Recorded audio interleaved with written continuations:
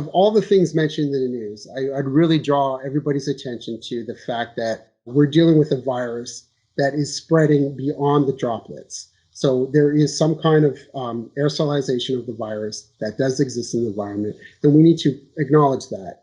Studies have shown that 40 to 60% relative humidity demonstrates substantially less ability to transmit viruses of all types, not just the virus that we're dealing with in this pandemic. So if we're able to control our environment by setting the relative humidity at 40% at a minimum, we're going to be able to mitigate the risk of this virus spreading and the flu virus and other viruses.